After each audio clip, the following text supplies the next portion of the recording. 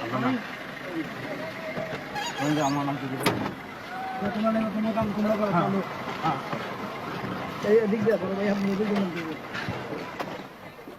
is an average day in the streets of Dhaka, now the most desperate of cities. More desperate, I'm told, than even Calcutta and Shanghai in the 30s. In normal times, this lorry collects the bodies of a few dozen destitutes.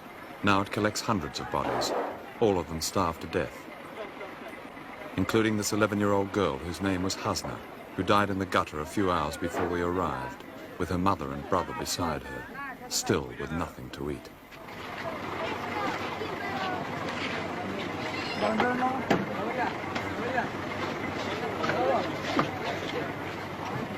Well, I've been out here really for 30 years. I came out in 1942, and I think I can quite honestly say that this is by far the worst emergency that I've ever seen in this part of the world. There have been others, but when I was young, I didn't really pay all that much attention. Yes. But latterly, I have seen bad years in India and Assam and Bengal, but nothing like this. If you go early in the morning, you'll find bodies lying around in the streets of Dhaka. And the other day I saw a mother who had lost her child, and she was using the child's body, in fact, as a means of getting money, begging. So this film will go out on January the 2nd. How much worse will the situation be here in Bangladesh? Starvation cases could only get worse. This is I think perhaps the basic thing. There are many starvation cases which are now medical cases, and if they're left longer, there will be lots more deaths. In other words, they're dying. They are dying. This is the heart of the matter. And by January the 2nd, they'll be dead. Many of them will, yes, most certainly.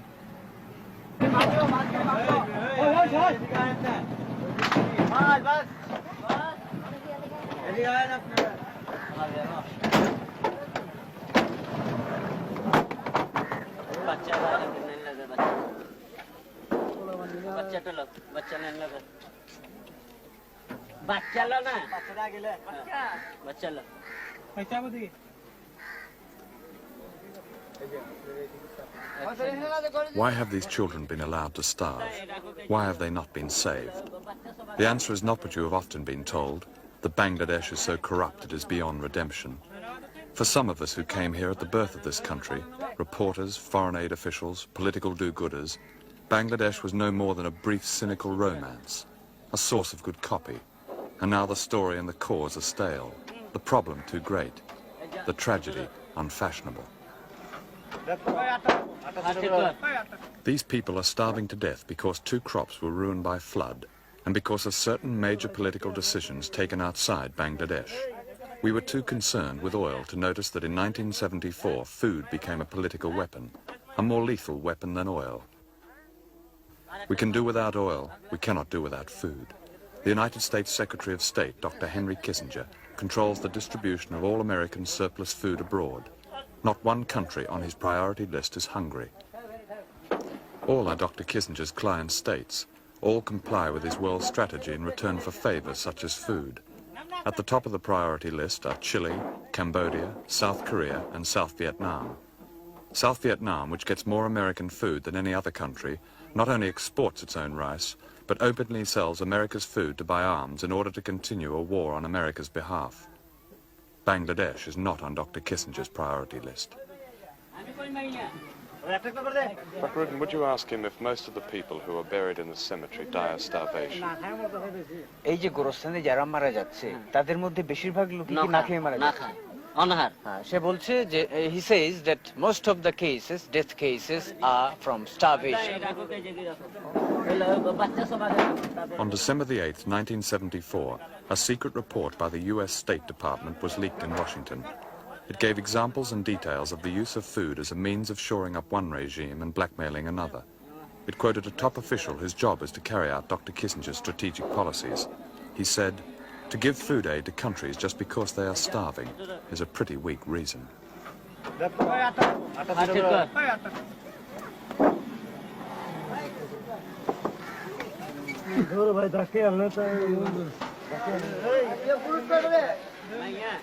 नहीं है बड़ा बच्चा तो 3 जाला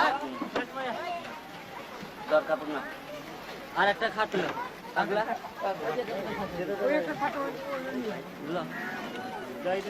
এটা ধর দুইটা বড় 6 million people died in concentration camps during 4 years in World War II.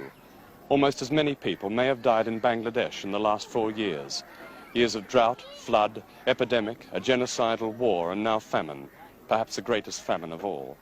I don't draw this parallel idly. I happen to be standing in the middle of a field piled high with human skeletons, bones and skulls and pieces of human hair for as far as I can see, now being picked over by crows. This is just one cemetery in Dhaka, and today they are digging up last month's famine victims in order to bury today's victims. 85 since 7 o'clock, 10,000 since last July, and most of them young, starved children. Many of these children died because they couldn't get milk. Last year, the United Nations in Dhaka stopped feeding starving children a powder made from milk and soya beans, simply because the common market countries had bought up all American soya bean stocks to use as cattle feed. And yet the EEC Council of Ministers haggled for months before releasing a miserable £63 million as relief aid, an eighth of what they had promised to 25 hungry countries, of which Bangladesh is but one. And incidentally, many of these children died because they found it impossible to eat what they got from the much-ballyhooed World Food Conference. Nothing but platitudes. He is his son. That's his son. When did he die? Just today? আজকে মারা গেছে আজকে রাতে মারা গেছে last night, yes. How old was he? বয়স কত ছিল? বয়স 3 মাস 3 months old.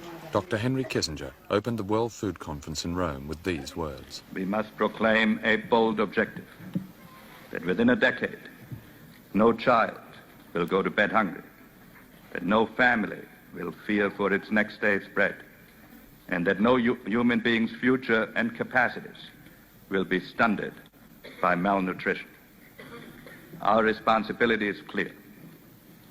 Let the nations gathered here resolve to confront the challenge and not each other. My colleague, Eric Piper, took these pictures at a relief camp near Dhaka, one which Dr. Kissinger did not visit when he came to Bangladesh on October the 30th, 1974. On that day, a State Department official gave reporters an off-the-record briefing. He said, "Henry never wanted Bangladesh. With China firmly in place, there is no real strategic value here. There is nothing here, really."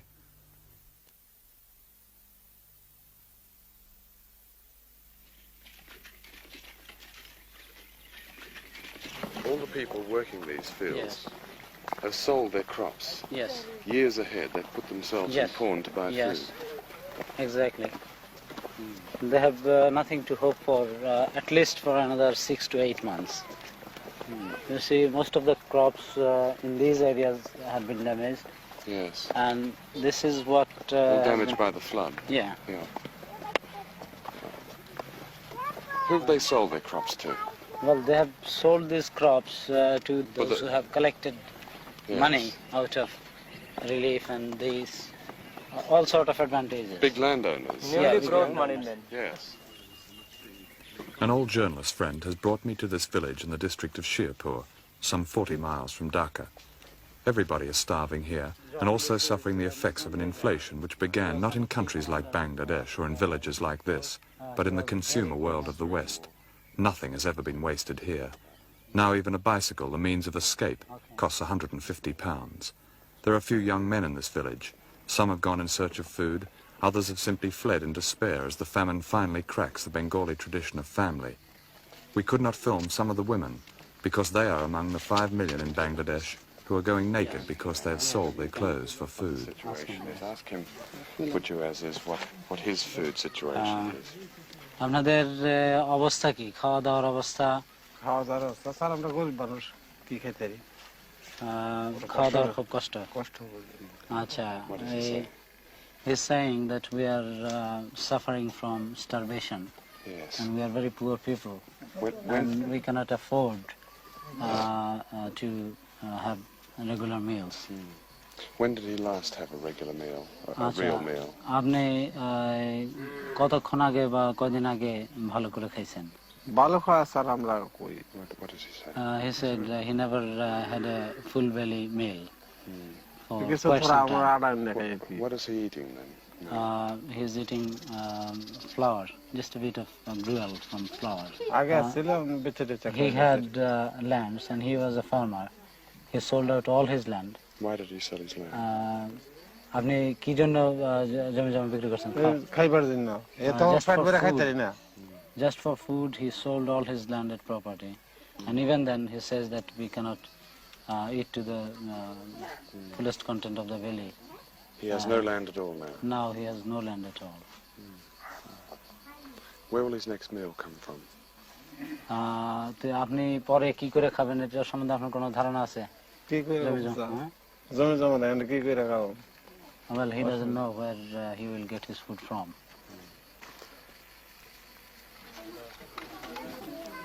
This little boy is probably typical of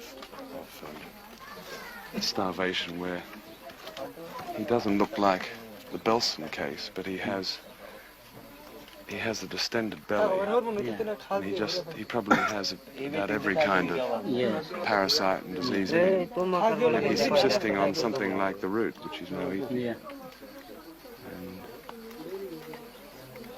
And that little boy, even though his arms are quite thick, Yes. is in fact starving. Yes. And there are quite a lot of children like that in this village, even much worse than him. আপনি কি এখন অসুখ? অসুখ তো পাতের অসুখ বেশি She says that I'm ill and this is only a sickness of starvation. Where are these people going to get food? I mean, they can't go on like this. No, they simply cannot go on like that. The ultimate thing is facing death. No chance. Because no government relief. আপনি relief পাইছেন? না Relief. দিছে না বেশি She did বড় not বড় get- বাচ্চা খাইয়ে লিছে She did not get any relief, and she said that all these relief are misappropriated by the big shots of the local administration. So I did not get it. That is her complaint. When did she last see grain or rice? আচ্ছা, আপনি কয়দিন আগে ভাত খাইছেন? বাত রোজার গেছে যে রোজার পরের থেকে স্টিভে যে জুতাম পরে জানতাম মাঝে দিকে রোজা কয় মাস হবে এটা? It's 3 months she did not see a single plate of rice. She's just surviving on the gruel from flour. Tell me something. How do people living so poorly and eating so badly, not eating at all, how do they survive? How do they survive for 3 months? Well, it is strange enough, John, what I think, that people are prone to some sort of immunization. And I think this is particularly people of Bangladesh, they are immune to starvation. And the other thing is their will to live. And just, this is, you see... Yes, but immunization can only last for so long. yeah, In the end, that's they what- can't live on. And their that's what is immunization. happening. People are dying. They're finally Yeah, dying. finally dying. They struggle to survive, but ultimately they'll have to yield to death out of starvation. Prime Minister, we have seen in villages situations which show no food at all. People have come up to us and said, we are eating leaves, we are starving, we have no food, we're not getting it from anywhere, quite close to Dhaka. Why should this be so? You see, that is the, you can, some of the places this happens, but we have our open, free kitchen everywhere. The people are welcome to come there. And they have come. We have our camps, still we have not closed our camps. Of course we have closed, we have not closed the camps. The people have started working in the fields now. But of course this trouble is there. Such a serious flood and serious famine. We have not suppressed the news. We have already declared in the parliament that around about 27,000 people have died by starvation and by disease. We have not hid anything from anybody. It's a fact, natural calamities. It seemed much worse than I expected in August. I've seen outside relief camps, people being turned away because the camps are full. Granted that you have set up these grill kitchens, but it seems that many, many people, perhaps tens of thousands of people, are simply not getting food in this country. It's not correct. Then people, 27,000 people could not even die. The people expected that few millions people will die, but we have fought it. Everybody expected that few billion people will die by starvation after the flood, after the inflation, because we had no the food grains in our godown at that time. We have tried to collect from all over the world. Yes. And that time some people should come forward to help us, but we on a humble way, we have tried. And around about 27,000 people have died by starvation, which is a fact. We tried our best. Consciously we have tried our best. While people are dying here, partly because there are so few aircraft to lift food and drugs to them, these 2 British helicopters stand idle. They were given by the British government, but they don't have vital parts. And in spite of pleading requests for 9 months, most of the parts have still to arrive. Why isn't this one and the other one flying then? Other one is we are short of some spares. Yes. Don't have spares. We have already written for those spares. Why don't you have spares? We don't have spares because UK did not supply the spares. Have they supplied anyone to help you with it at all? Not yet. We have already demand. When did that one fly? The one over there? That one we can't say when, as soon as we receive these spares. No, but when did it last fly? Last flew in the last year. December. It's been standing idle for almost a year. Yes, idle almost the year. And we have cannibalized most of the... You would obviously be using it for relief work, wouldn't you? Yes, relief work and baby movement also. Yes. An official of the Foreign Office in London told me it was unfortunate about the helicopters, but there was a queue for spare parts with a wait of up to a year. One of the parts cost just 50 pence. Perhaps they don't know about this famine in London. Perhaps they don't know that some of the starving people in this overcrowded relief camp walked 150 miles to get here, and it was only because of a foreign film crew that these people got in. There was no shortage of aircraft to relieve the victims of the cyclone in Darwin, Australia. The air forces of Britain, America and Australia were there. None of these countries has sent aircraft to rescue the people of Bangladesh. The same answer, the famine is there. It is due to recent flood. Yes. When you say famine is there, that means there's no food in the village at all, is that right? No food is there.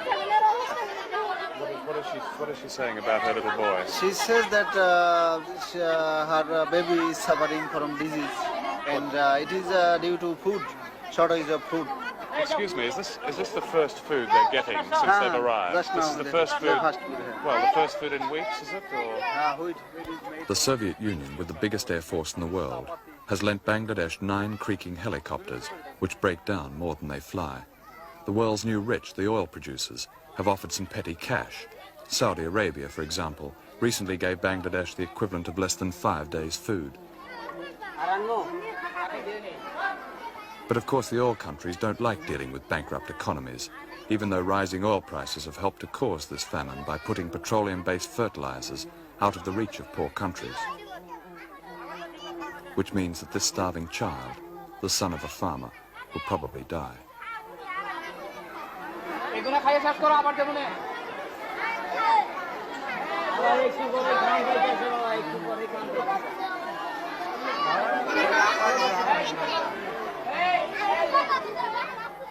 Recently, a foreign aid official visited Bangladesh for 3 days.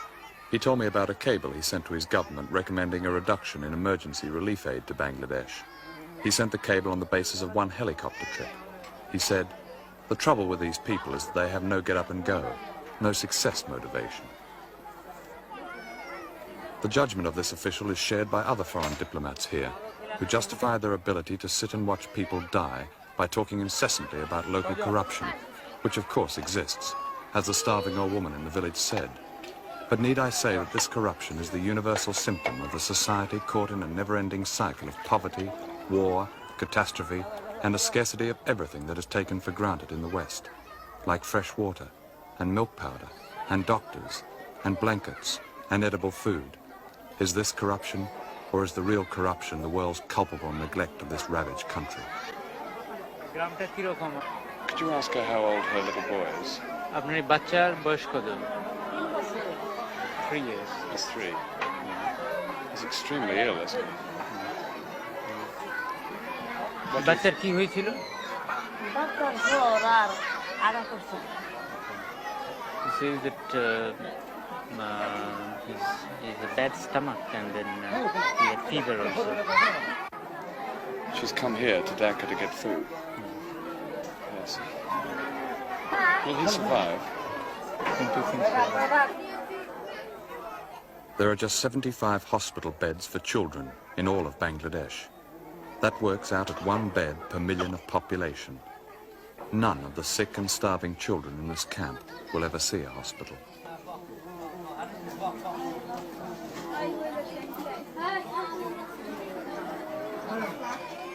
This used to be a soap factory. It is now a famine relief centre near Dhaka, and several thousand people are here. Almost all of them are starving, and many of the young children are suffering from typhoid, smallpox, and a thing called black fever. Many of them are dying. Not long ago, Dr. Henry Kissinger made his first visit to Bangladesh, squeezing it in between the Middle East and Moscow. He drove straight from the airport to the Intercontinental Hotel, talked for 1 hour with the Prime Minister, returned to the Intercontinental Hotel, held a press conference, drove back to the airport and left. Shortly after that, President Ford, on Dr. Kissinger's recommendation, halved the proposal for American emergency aid to Bangladesh. Instead, Bangladesh will receive more of the same from America. Boxes of army surplus biscuits and consignments of tents on which is written, "Important campers, don't forget to have fun."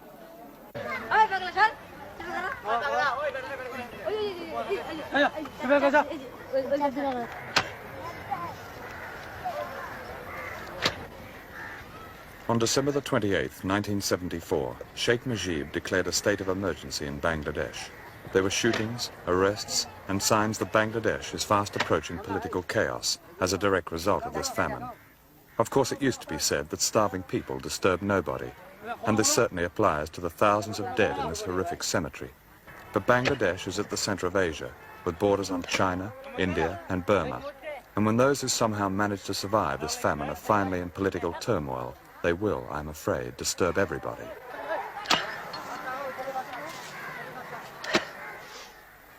The people of Bangladesh may then at last assume a strategic value and disturb even Dr. Kissinger. They may even disturb the United Nations, which ignores its own charter by its meanness to Bangladesh, and the Soviet Union, which heaps so-called friendship on Bangladesh and little else, and Australia, which mocks Asia with cliches about partnership while its surplus wheat stays in its silos, and the so-called internationalist common market, whose behaviour toward the starving of Bangladesh is that of a mean little burger, and Britain with its traditional goodwill and 2 idle helicopters. But of course the West has given something to Bangladesh, a disease called inflation. If you've been horrified by what you've seen, then good. No doubt the commercials in a minute's time will offer reassurance to those who feel they need it. The truth is that Bangladesh and Britain have been caught in the same blizzard of inflation, energy crisis and shortage, with the one difference. When prices go up in Britain, no one dies.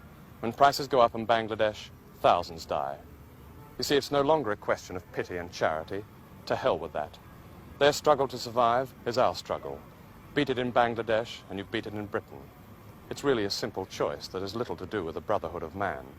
The alternative is that we are all expendable.